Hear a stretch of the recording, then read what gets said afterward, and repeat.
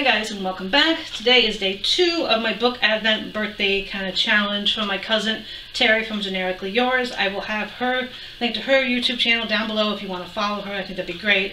And again, if you haven't watched yesterday's video, make sure you go back and watch that so you can see what book I opened on the first day and my review of it. Again, I have no clue what's in these. These are all randomly put up on the shelf as well from days 1 to 46. Well, technically day 2 through 46 right now. So let's see what day 2 has in store, so let's head over to the bookshelf. Okay, let's find day 2. Okay, I'm going to check down here first, but I don't know why. Oh, it was up here. Okay, let's see what this book is.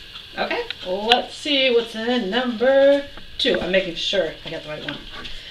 Okay, Terry, what are you putting me through now? First, you're making me fight to get it open. Why do I always get like a little bit off at the beginning? Seriously? Oh, I've never heard of this book. It says The Fairy Rebel by Lynn Reed Banks. No, and what's interesting is it says by the author of The Indian in the Cupboard and The Return of the Indian. I actually read both those books when I was younger, so this must be like a... I've never heard of this book. What year did this book come out? I'm very nosy about copyright sometimes. This came out in 1985, so I feel old. But yeah, I've never heard of this book. It looks like it's a quick, short read, so make sure you stay tuned to the end of this video to know what I think of this book. Okay, The Fairy Rebel by Lynn Ann Banks. I'm saying it 2 different ways, I don't care. This came out in 1985. I have to look down at some notes I have. And it came from Terry finding it at the Salvation Army. I gave it a 3.75 out of 5 stars. And one of the reasons was I wish it would have been a longer story. I do want to give a little blurb from the inside, just to let you know what it's about.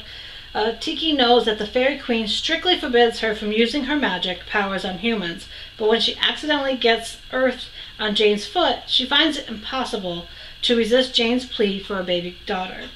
Having already challenged the Queen's commands by wearing jeans, Tiki takes an especially great risk in order to fulfill the dream of her human friend. Now up against the dark and vicious power of evil, this fairy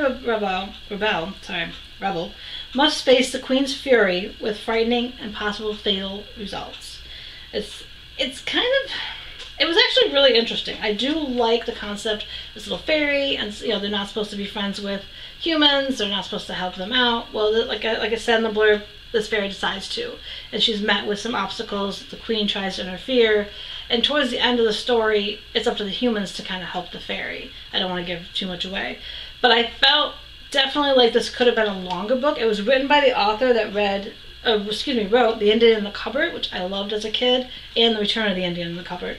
So I was kind of pleasantly surprised when I found out it was someone that wrote that, because, you know, having read those 2 books growing up, I really did like this one. I felt it could have been a little longer of a story, but it did what it needed to do. I can't remember, I'm trying to tell if there's pictures in it. I feel like there was some pictures. No, maybe not.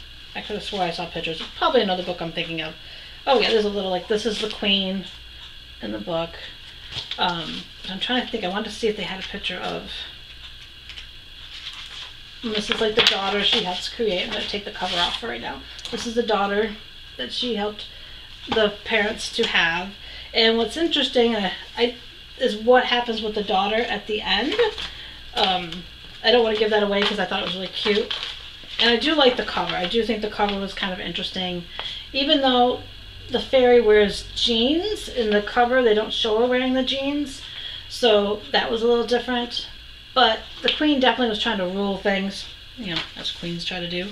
But I would say if you get a chance to read this or to find it for your kid, I think they would like it. Like I said, I just wish it had been expanded upon. I wish it could have been a little bit longer, because I did enjoy it. It was a quick read, obviously. It's not that long of a book, as you can see. But I do like kind of the storyline, and like I said, what you find out about the daughter at the end, the human daughter, and how the humans come to help Tiki, and even some of Tiki's friends and everything that band together is really kind of cute. So again, I gave it 3.75 stars out of 5. The main reason being I wish it was a little longer. And how often do you say that about a book, that you wish it was longer? But again, give this a read if you find it, because it's definitely one of those kind of probably hidden gems-ish of a cute story for kids to have. And if you haven't already, please hit the subscribe button and the bell icon to be notified of future videos, and give this video a thumbs up if you think you might be interested in this as well because you read The Indian in the Cupboard. Yeah, so again, give this a read if you find it. Give me suggestions down below of other books I should read, either by this author or other authors. And if I get a chance to, I will find them, and you might see reviews of them in a future video. Have a great day, everyone.